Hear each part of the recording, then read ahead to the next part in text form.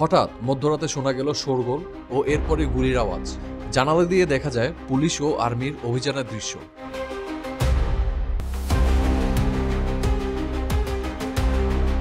গতকাল রাত 1:15টার পর মোহাম্মদপুরে চাঁদ উদ্যানে হওয়া এই অভিযানে গুলিতে নিহত হয় 2 জন কিশোর গ্যাংয়ের সদস্য। এতে আহত হয় যৌথ বাহিনীর সদস্য, জব্দ করা হয় দেশীয় অস্ত্র ও পিস্তল। এসি মোহাম্মদ উজ্জ্বল, আমি মেহেদি। আমার পাশে অফিসার ইনচার্জ, আমার পাশে এসি পেট্রোল অফিসার। আজকে রাত্রি অনুমান 1:15টায় আমাদের যৌথ বাহিনী জানতে পারে যে চাঁদ উদ্যানের 6 নম্বর রোডের নম্বর বাড়ির সামনে ওরা সন্ত্রাসী কর্মকাণ্ড করার সময় ওরা জমায়েত হয়েছে। এই সংবাদ পেয়ে যৌথ বাহিনী দ্রুতভাবে তখন আমরা ওখানে মুভ করি।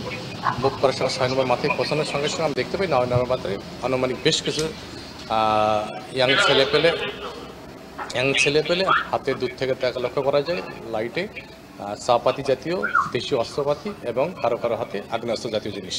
এটা পেয়ে যখন আমরা এগিয়ে যাই তাদেরকে স্যান্ডা করতে বলি, তখন তারা কেউ 9 নম্বর বাসায় ঢুকে পড়ে এবং ছাদে উপরে ওঠে। আমরা এগিয়ে যে বারবার তাদেরকে আমরা বলি স্যান্ডা করার জন্য, তারা স্যান্ডা না করে বরং আমাদের লক্ষ্য করে যৌথ বাহিনী লক্ষ্য করে গুলি করা শুরু করে।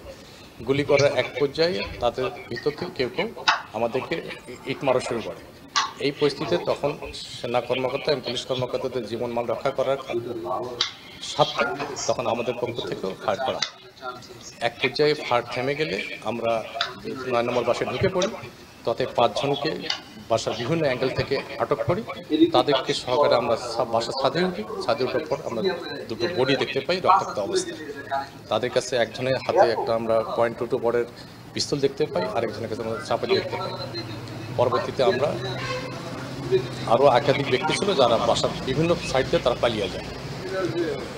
এই ঘটনা এই বিষয়টি আমরা তদন্ত চলছে, বিস্তারিত আমরা আপনাদেরকে পরে বলতে পারবো। এই ব্যাপারে মামলা প্রক্রিয়াতে যে ডেডগুলি আমরা পোস্টমর্টমের জন্য সরকারি হাসপাতালে পাঠানো হয়েছে এবং মামলা তদন্তাধীন বা মামলা প্রক্রিয়াধীন বা মামলা হিসাব প্রক্রিয়াধীন। অল্প সময়ের মধ্যে আমরা আইনগত যাবতীয় ব্যবস্থা করা হবে, উদ্যোগ কর্মকর্তা ভিজিট করবে এবং আরও বিস্তারিত আমরা পড়তে চাই। হ্যাঁ, এই ঘটনায় সেনাবাহিনীর একজন ক্যাপ্টেন এবং একজন তাদের সদস্য, আরেকজন সদস্য তারা আহত হয়েছেন। তারা চিকিৎসার জন্য সাউথ হসপিটালে আছেন। First aid